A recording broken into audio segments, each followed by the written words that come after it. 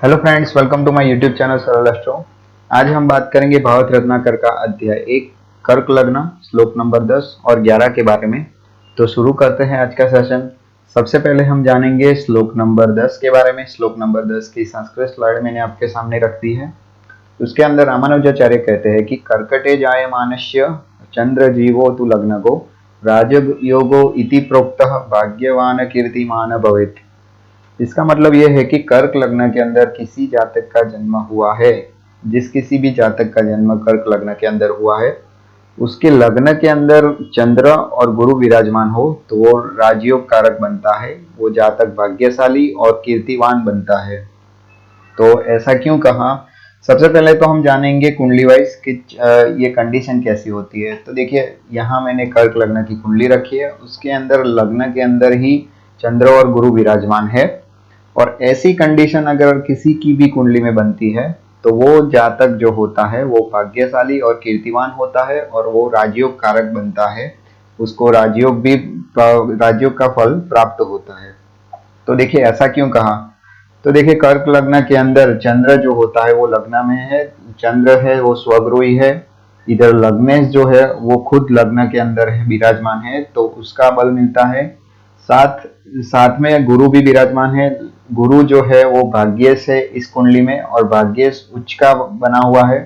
तो देखिए, एक स्वगृही ग्रह और एक उच्च का ग्रह एक साथ बैठे हुए लग्न में, तो लग्न का जो फल है वो बलवान बन जाता है। लग्न के अंदर जो खुद खुद का ही सब कुछ देखा जाता है, तो लग्न लग्न के अंदर से आप खुद को महसूस देख सकते हैं, तो आप खुद बलवान हो जाते हैं, तो फिर किसी और की जरूरत नहीं रहती है। भाग्येश उच्च का और लग्नेश के साथ बैठने की वजह से भाग्य स्थान भी बलवान होता है। इसी वजह से रामानुजाचार्य ने यह कहा कि लग्न जो कर्क लग्न के अंदर चंद्र और गुरु एक साथ लग्न के अंदर ही विराजमान हो तो वो जातक भाग्यवान कीर्तिवान बनता है और राजयोग कारक फल मिलता है उसको। तो अब बात करेंगे श्लोक नंबर 11 के बारे में। श्लोक नंबर 11 की संस्कृत स्लाइड मैंने आपके सामने रख दी है। श्लोक नंबर 11 के अंदर रामानुजाचार्य कहते हैं कि कर्कटे जायमानस्य चंद्रो लग्न स्थितो यदि मकरस्थो भवेतः भौम राजयोग उदीरितः।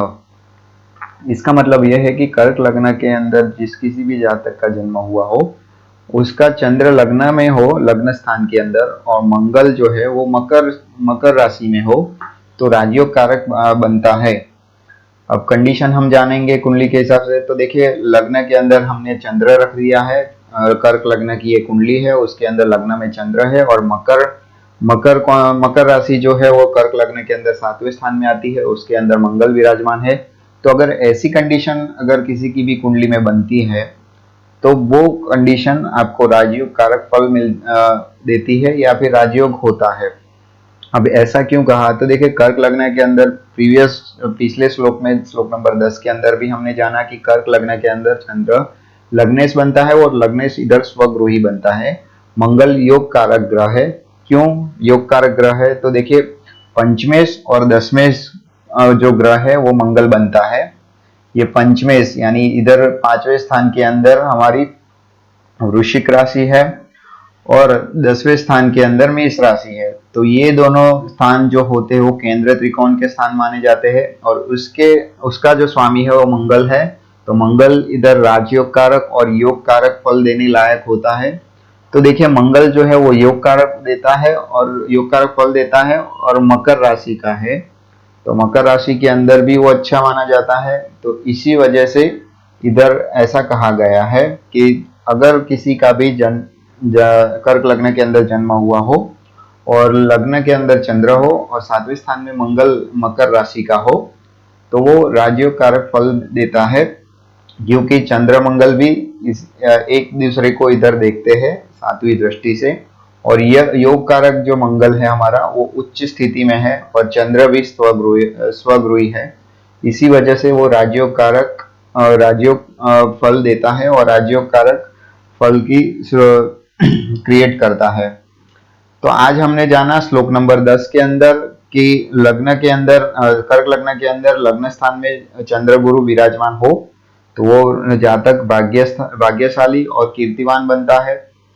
और ऐसा क्यों हमने जाना, क्यों माना, क्योंकि देखिए जो लग्नेश है वो लग्न लग्न के अंदर ही है, और गुरु है वो उच्च का है इधर, और गुरु इधर भाग्यस्थान का भी मालिक बनता है। तो इसी वजह से हम ये कह सकते हैं कि जातक भाग्यशाली और कीर्तिवान बनता है।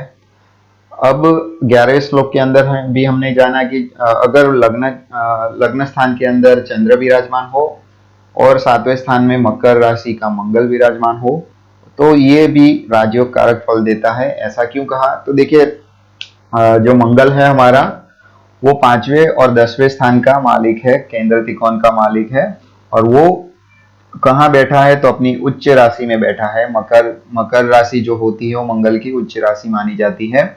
और चंद्र जो है हमारा वो स्वगृही है, स्वगृही चंद्र अगर लग्न में बैठा हो तो वो अति शुभ फल देता है। और वो दोनों चंद्र मंगल ये दोनों एक दूसरे को देख रहे हैं। इसी वजह से हमने देखा कि ऐसी कंडीशन अगर किसी भी कुंडली में बनती है तो वो जातक भाग्यशाली और राजयोग कारक फल मिलता है।